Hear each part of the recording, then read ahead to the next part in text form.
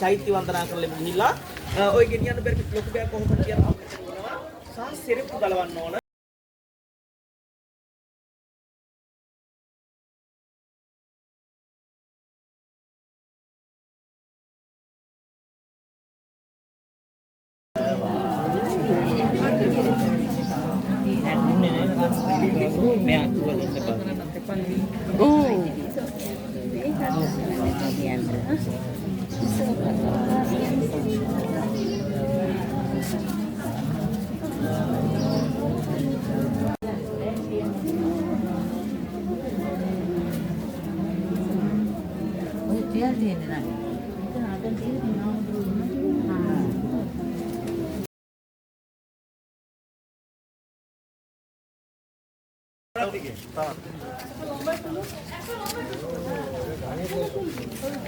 හරි.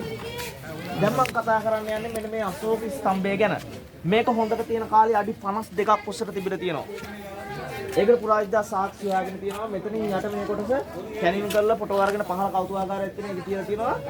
මෙතනින් යට අඩි 10ක් වල දාලා තියෙනවා. මෙතනින් උඩට පිට දෙනවා අඩි 42ක්. අඩි 42ක් කියනකොට මේ තොරණටත් වඩා උසයි. උඩම තියලා තියෙන මෙන්න මේ වගේ සිංහ මූණු හතරක්. ඒ සිංහ මූණු හතරත් පහළ කෞතුකාගාරය තියලා තියෙනවා. මේක එක් කාලයකදී ජමින්දාරවරයෙක් විසින් කඩලා අරගෙන ගිහිල්ලා තියෙනවා උක්මෝලක සවි කරගන්න. ඒකේ කොටස් වලින් කොටස් දෙක හොයාගෙන ආවිල්ලා පුරාවිද්‍යාව විසින් අන්න අර පීඨිකාවේ තියලා තියෙනවා. ඒකෙන් තමයි කියන්නේ හොඳට තියෙන කාලේ අඩි 52ක් උසට තිබ්බාගේ. මෙන්න මේ කුණ මෙන්න මෙතන සෙල්ෆියක් සඳහන් වෙනවා. පේනවද? මේ බ්‍රාහ්මණී අකුර තමයි තියෙන්නේ. ඒකේ පරිවර්තන පැහැදිලි ෆොටෝ පහළ කෞතුකාගාරය තියෙනවා සහ පරිවර්තනය තියෙනවා මෙහෙම මාගේ එකම ප්‍රාර්ථනාව සම්බුද්ධ ශාසනයේ চিරාත් කාලයක් පවතිවා යන්නයි. එසේ පවතින්නට නම් උබතෝ සංඝයා සමගියෙන් සිටිය යුතුය. කවුද මේ උබතෝ සංඝය කියලා කියන්නේ?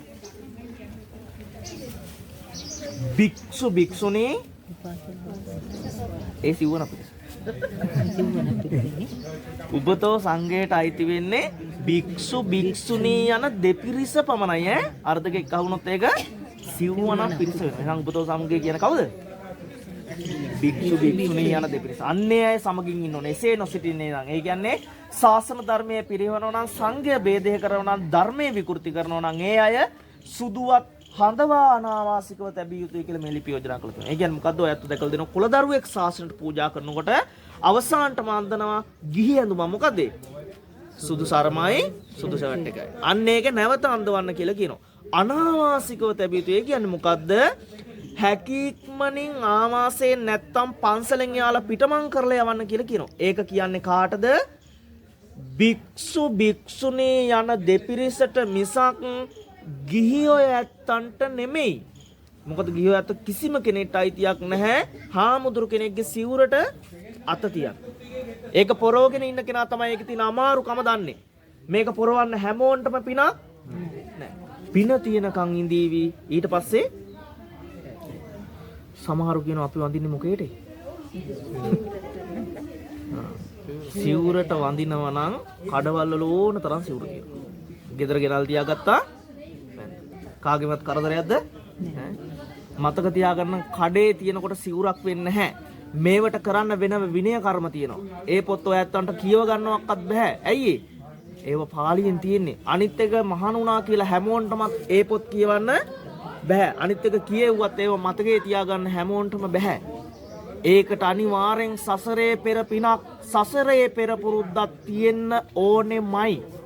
කඩේ මුදලාලි ඔච්චරෝ විකුණන එකේ නිකමටවත් මැසිමන්ට් එකක්වත් ගන්න ඕක කරටවත් දාලා බලන්න නැහනේ. දැකලා තියෙනවද නැහනේ? ඒ වගේ එහෙනම් ඒ සිවුරක් පුරවන්න පිනක් පෙර පිනක් අනිවාර්යෙන් තියෙන්න ඕනෙමයි. ඔන්න එහෙනම් ඒ වගේ කතා කියනවා නම් ඊට පස්සේ කියන්න එපා ඈ. කියන්න හරි බලාපොරොත්තුෙන් ඉන්නවා නම් කියන්න එපා. මං කියන්නේ හාමුදුරු වැරදි කරන්නේ නැහැ කියලා.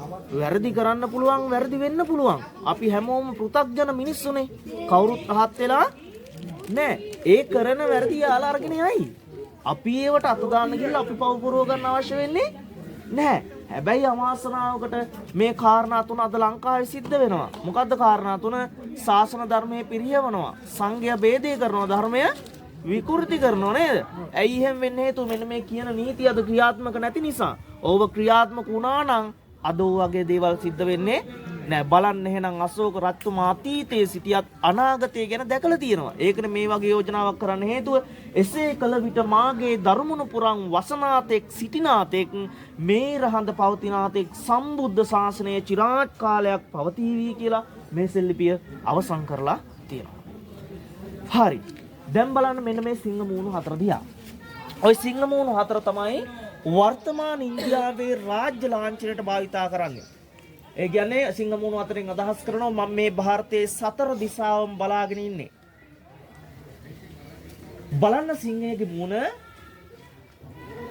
කන් උස්සගෙන ඉන්නවා, දුර බලාගෙන ඉන්නවා, ගර්ජනා කරමින් ඉන්නවා, කකුලේ නියපොතු විහිදගෙන ඉන්නවා, කන් උස්සගෙන ඉන්නවා. ඒකෙන් අදහස් කරනවා මං හැමෝගෙම කීම් වලට ඇහුම්කන් දෙනවා. දුර බලාගෙන ඉන්නවා. ඒකෙන් අදහස් කරනවා මං තීරණ ගන්නේ දුර බලලා මිසක් ළඟ බලලා නෙමෙයි. ගර්ජනා කරමින් ඉන්න එකෙන් අදහස් කරනවා මගේ නීතිය කාටත් එකයි මට ಜಾති ආගම් කුල මල ભેද වැඩ නෑ. කකුලේ නියපොතු විහිදන් ඉන්න එකෙන් අදහස් කරනවා මම වැරද්ද දුටු තැන තරාතිරම නොබලා දඬුවම් දෙනවා කියන අදහස සිංහ මූණු හතරෙන් අදහස් කළ තියෙනවා. එතුමාගේ සමහරක් නීති වර්තමාන ඉන්දියාවේ අදටත් ක්‍රියාත්මකයි. ඔයත් අහලා තියෙනව නේද බිලි පූජා කියලා. මෙන්න මේ බිලි පූජා කියන එක එතුමා නවත්තලා තියෙනවා. මේ ඉන්දියාව කියලා කියන්නේ විවිධ ආගම් තියෙන රටක්. 33 කෝටියක් දෙවිවරු ගැන අහලා තියෙනවද? ඈ? දැකලා තියෙද? ඉන්දියාවේ අවුරුද්දක් හිටියොත් ඔය 33 කෝටියම බලා ගන්න පුළුවන් ඈ. එක එක කාලේ එක එක දීවට ජීවිතේ දැකලා නැහැ. දැන් හෙට අනිද්දාත් එකක් තියෙනවා. අන්නේ කාලේ එතුමා පුරාවසර 36ක් මේ සමස්ත ಭಾರತයේම ධර්මදීපයක් බවට පත් කරන් ඉඳලා තියෙන එක බුදුහාමුදුරන්ටවත් කරගන්න බැරි වෙච්ච දෙයක්. මුළු ඉන්දියාවම එතුමා අවුරුදු 36ක් මේ ඉන්දියාවම ධර්මදීපයක් බවට පත් කරගෙන ඉඳලා තියෙනවා. එන්නේ කාලේදී මේ බිලි පූජා කියලා තිබිලා තියෙනවා. මේ බිලි පූජා කියන එක එතුමා නවත්තලා තියෙනවා. එතුමා නියෝග කළා තියෙනවා අද පටන් සතුම් මරා පුද පූජා පැවැත්වීම සපුරා තහනම්. අද පටන් සතුම් මරා ප්‍රියසාද පැවැත්වීම සපුරා තහනම්. ඒ කියන්නේ මොකද්ද? පුද පූජා නැවැත්තුව නෙමෙයි සතුම් මරලේව කරන්න බෑ. ප්‍රියසාද නැවැත්තුව නෙමෙයි සතුම් මරලේව කරන්න බෑ. දැන් මේ විශ්ව මං හිතන්නේ විශ්ව 21 පස්සේ පටන් ගන්නවා මෙහෙ සාදි කියලා. සාදි කියන්නේ මෙහෙ විවාහ උත්සවවලට. අන්නේ ඔයත්තන්ට බලාගන්න පුළුවන්කම ලැබෙයි උඩහත් පැත්තේ ඈ. ඒ විවාහ උත්සවවල මනමාලේ ඉන්නේ අශ්වයේ පිට උඩ. නැත්තම් අශ්ව කරත්තෙන් ඉන්නේ රජ කුමාරයෙක්ට ඇඳලා ඔටුනු දාගෙන කඩුවක් එහෙම අරගෙන මේ තමයි එන්නේ. එනකොට ගමේ අය, නෑදෑයෝ, යහළු එහෙලියෝ, පවුලේ අය එකතු කරගෙන නටනවා, කියනවා, ගයනවා, වයනවා එකම සැනකෙලියක්. රැයට තමයි උත්සව තියෙන. හරි ලස්සනයි බලන්න. අද රැයට සමානලාට දකින්න බලනෝ. ලංකාවේ මනමාලය මොකේද ඉන්නේ? වීල් බැරක්කේ ටැක්ටරෙන් ගොන් කරත්තෙන් බයිසිකලෙන් ඔන්න ඔය ගෙන්නේ නේ. මහා ලොකු සංස්කෘතියක් ගැන කතා කරන මිනිස්සුන්ගේ සංස්කෘතිය කොහේ ගිහිල්ලාද? බලන්න මේ රටවල සංස්කෘතිය කියන දේ යාල වෙනස් කරගෙන නැහැ. ඒකට වෙන වෙන විචූර්ණ වැඩ එකතු කරගෙන නෑ. ඒ රජ දවස් ඉඳලා අද දක්වා පවත්වන පිළිවෙත් ටිකම තමයි පවත්වන්නේ. ඔයත් ලංකාවේ හිටියත් වැඩිපුර බලන ඉන්දියන් කතා නේද? ඒක දැකලා තියෙනව නේද විවාහ උත්සව කරන ඒවා? අන්නේ විදිහට හරි ලස්සන කරන බලන්න හරි ලස්සනයි පිළිවෙත් කරන දිහා බලන් ඉන්න. එහෙම කරලා තමයි මනමාලි වෙක් කරගෙන යන්නේ.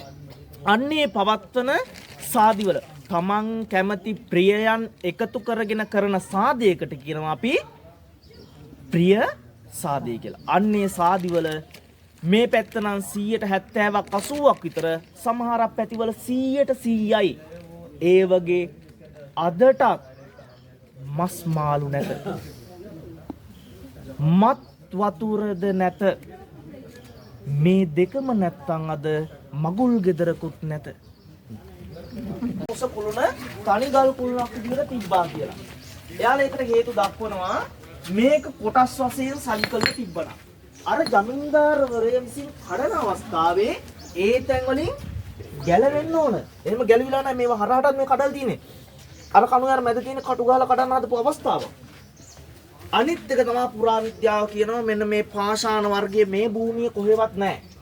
මොකද සාංචි පූජා භූමියේ තියෙන ඉදිකිරීම 70%ක් 80ක් විවිධ පාෂාණ වර්ග වලින් ඉදිකලා තියෙන. දැන් අර වැට බැලුවොත් එක එක පාටවල පාෂාණ වර්ගනේ තියෙන නේද? මෙන්න මේ පාෂාණ වර්ගය මේ භූමියේ කොහෙවත් නැහැ. ඒ කියන්නේ මේක කොහේ හරි නිර්මාණය කරලා මේ ස්ථානයට ගේන්නේ නැති කියලා යාළුවෝ විශ්වාස කරනවා. පුරාවිද්‍යාවට අදටත් හිතා ගන්න බැරි එහෙම ගෙනාවත් මේ අඩි 52ක් උස ටොංගාන බර මේ ගල් කුළුණ මේ ස්ථානයේ ඉන්දුවේ කොහොමද කියන එක අදටත් හිතා ගන්න බෑ. ඒ කියන්නේ අතීතයේ තාක්ෂණික තාම දියුණු මට්ටමේ තිබිලා තියෙනවා. මොකද අද කාලේ මෙච්චර මේ යන්ත්‍ර සූත්‍ර තිබුණත් මේ වගේ මේ ෆිනිෂින් එකක් අද කාලේ ගන්න බෑ. බලන්න නිකමට අල්ලලා මේ කොච්චර සිලින්දුද කියලා. හරි. දැන් බලන්න අන්න අර පැත්ත කුටියක් තියෙනවනේ. ඕක අශෝක රජතුමා විසින් හදපු නිර්මාණයක් නෙමෙයි. ওই ගුප්ත කාලේ රජවරු විසින් කරපු නිර්මාණයක්. මේ රහතන් වහන්සේ නමක් වැඩ ඉඳපු කුටියක් ඔය. සම්පූර්ණයෙන්ම කළුගල් වලින් තියෙන ඔය කැටයන් දැක්ක ගමන් පුරාවිද්‍යා කරපු අය දන්නවා මේ මොන විදිහේ ඒවද කියලා. සාක්ෂි පූජා භූමියේ තියෙන ඉදිකිරින් යුග 4කට වෙච්ච ඉදිකිරින් තියෙන. ඒකෙන් මේ ගුප්ත රජ යුගයේ තමයි මේ නිර්මාණය කරලා තියෙන්නේ. ඔයත්තන්ට එච්චර දුර අවශ්‍ය වෙන්නේ නැහැ. සම්පූර්ණයෙන්ම කළුගල් වලින් තියෙන්නේ වහලත් කළුගල් ඇලි වලින් නිර්මාණය කරලා තියෙනවා. වහින කාලට හරි ලස්සනයි. ඔය කටාරම් වලින් ලස්සනට වතුර වැක් කරනවා දෙපැත්ත. ඇතුලෙන් තියෙනවා පුංචි කාමරයක්, එළියෙන් තියෙනවා පුංචි ආලින්දයක්. ඔන්න ඔය එළියේ තියෙන කොටස තමයි වර්තමානයේදී ඔයත්තන් වරකම් කරන්නේ.